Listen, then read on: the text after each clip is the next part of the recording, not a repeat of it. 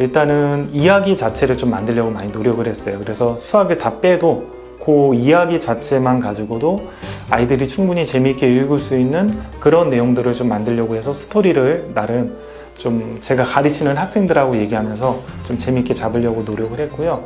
이 책 자체에서 수학 공부하는 법도 좀 넣고 싶었어요.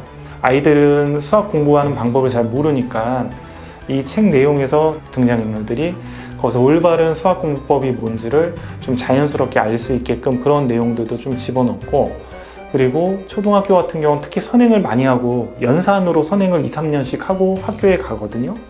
그러다 보니까 아이들이 개념과 원리 수업을 안 들어요. 초등학교 수학에서 굉장히 중요한 개념하고 그런 원리들을 좀 집어넣었어요. 나눗셈의 원리라든지 그런 것들을. 나름 이제 수학적인 내용들은 좀 아이들에게 도움이 될 만한 것들을 많이 집어넣으려고 노력을 했습니다.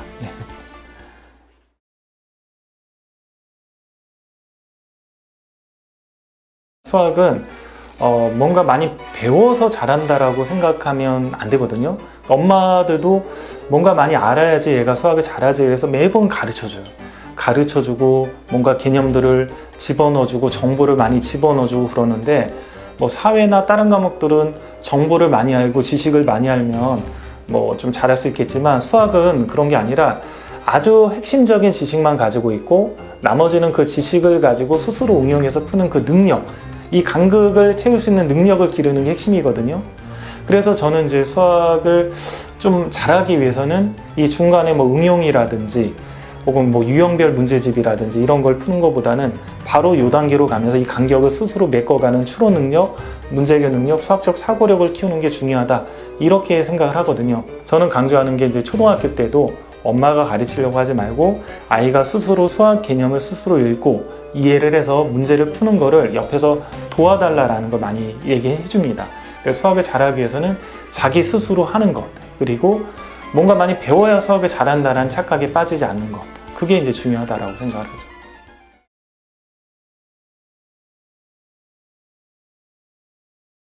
아이들이 그래도 수학 관련한 책들을 꽤 많이 읽히거든요, 엄마들이. 그래서 수학 관련한 어떤 책들을 읽고 나서 그 저자들이 있으면 저자들이 와서 어떤 프로젝트들을 좀 만들어서 이 책을 읽었을 때 할 수 있는 프로젝트들을 같이 1주나 2주 정도 뭐 그렇게 만들어서 같이 해보는 그런 활동들이 있으면 어떨까, 그런 생각이 들고요. 그 다음 학교에서는 삼각형 같은 거를 아이들이 배운다라고 하면 좀 흥미가 없잖아요. 예를 들어 지금 제가 촬영하고 있는 이 카메라들이 삼각대로 되어 있는데, 그 삼각대로 되어 있는 이유가 삼각대의 세 꼭지점을 연결하면 삼각형이 되고 그거로 확장하면 하나의 평면이 돼요. 그러니까 만약에 이 카메라가 사각대, 다리가 4개 달린 걸로 돼 있다면, 다리가 4개가 돼 있으면 여기서 점을 3개씩만 우리가 묶어낸다면 점을 3개 묶어내는 방법이 총 4가지이기 때문에 평면이 4개로 결정이 되거든요. 그렇게 되면 지면이 약간이라도 비스듬하면 흔들리게 됩니다, 의자가. 그래서 여러분들도 의자 앉고 그랬을 때 어디는 막 의자가 흔들리는 것들을 많이 경험을 했을 거예요. 그래서 평행이 중요하고 하나의 평면이 딱 결정이 돼야 되는 것들은 이렇게 삼각대를 많이 사용하고 그렇게 되는 거죠.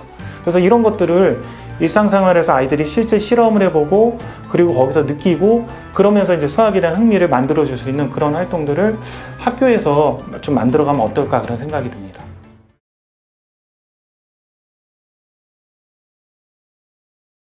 지금과 같은 구조라면 아이들이 어떻게 수학을 공부해야 되냐면, 빠른 연산을 위해서 연산 문제집 같은 경우를 기계적으로 막 계속 연습을 해야 되고요.